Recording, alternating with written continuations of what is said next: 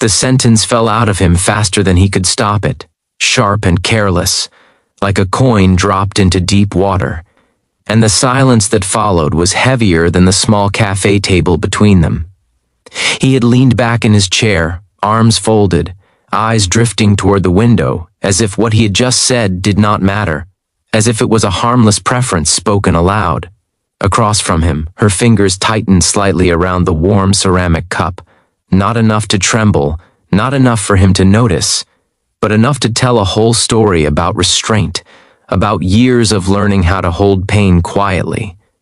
In that moment, something simple and cruel had been revealed, and if you have ever been judged by a single word attached to your past, you know how the air can suddenly feel thinner, how your chest tightens while your face stays calm.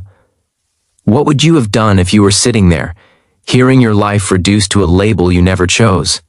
Her name was Hannah Mercer, and she had arrived early, like she did everywhere, because time had taught her that rushing only made grief louder.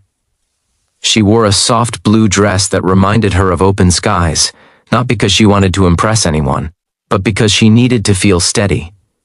Across from her sat Lucas Warren, a project manager from a nearby city, confident in the way people often are when life has not yet asked them to carry something heavy.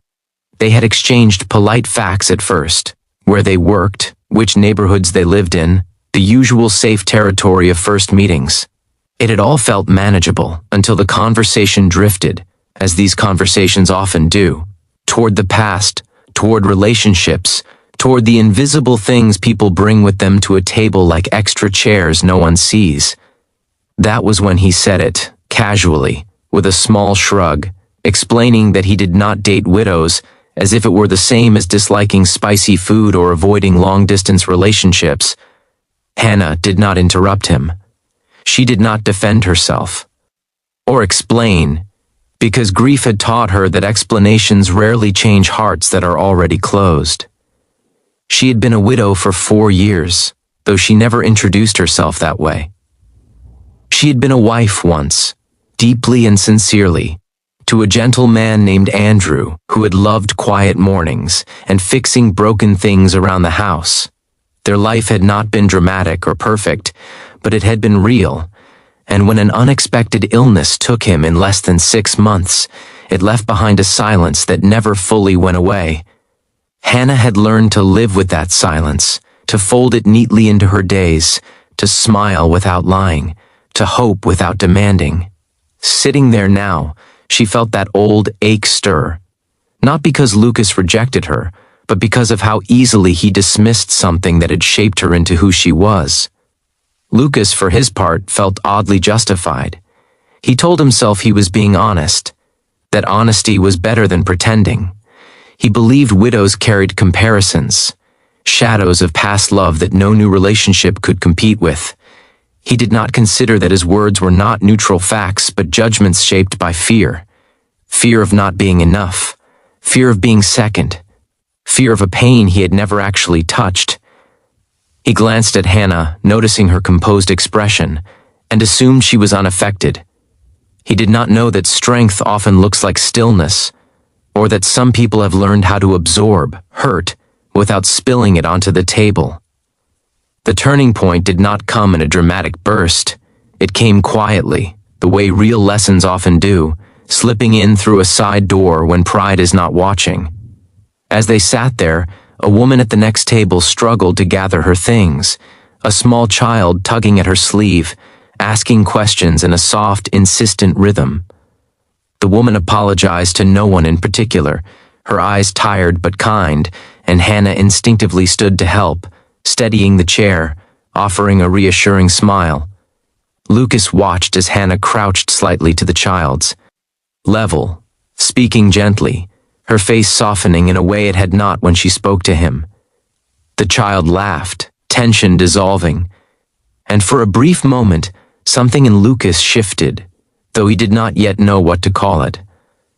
They sat back down, and the conversation limped forward, awkward now but alive. Hannah spoke about her work at a local community center, about organizing food drives and after-school programs, about finding purpose in service when life no longer followed the plan she once imagined. She did not mention her loss again. She did not need to. Lucas listened, truly listened this time, noticing the quiet authority in her voice, the way she spoke of people not as problems to solve, but as lives to honor. He felt an unexpected discomfort, the kind that comes when your assumptions begin to crack. He had expected a widow to be fragile, to carry sadness like a visible weight, but Hannah carried something else entirely, a depth that did not ask for pity. Later that evening, after they parted politely, Lucas drove home through streets glowing with early evening light, his mind restless. He replayed the date, the moment his words landed between them, the way her eyes had changed, not with anger, but with something sadder, something more dignified. He thought about his own life, about how easily it had moved forward, unmarked by loss, and how little that had prepared him for understanding others. That night, he received a call he did not expect. His father had collapsed at home and was in the hospital, stable but shaken. Lucas sat in a waiting room for hours, watching families move in and out, witnessing the fragile threads that hold people together. And for the first time, he felt a flicker of the fear he had always avoided. In the days that followed, Lucas found himself thinking of Hannah often. He thought about how she had shown kindness without being asked, how she had listened without trying to impress, how she had carried her past not as a barrier but as a foundation. He realized that what he had rejected was not widowhood itself, but his own discomfort with grief, his unwillingness to face the truth that love, real love, always risks loss. Avoiding that risk did not make him safe, it only made him shallow. He began to understand that widows were not people stuck in the past, but people who had loved deeply enough to be changed by it. A week later, Lucas reached out, unsure of what he hoped for, only certain that silence would be the wrong choice. Hannah agreed to meet again, not because she needed validation, but because she believed in giving people space to grow. This time, they walked through a public garden, the air cool and open, the kind of place where conversation feels less trapped. Lucas did not try to explain himself away. He spoke honestly about his fear, about the hospital waiting room, about realizing how little he understood. Hannah listened, not as a judge, but as someone who knew that growth often begins with discomfort. Their connection did not transform into instant romance, and it did not need to. What changed was something quieter and more lasting. Lucas learned that compassion is not about agreeing with everyone, but about honoring experiences you have not lived. Hannah was reminded that her story did not need to shrink to make others comfortable. They both carried forward, changed in small but meaningful ways, proof that even a single careless sentence can become the start of a deeper understanding when humility enters the room.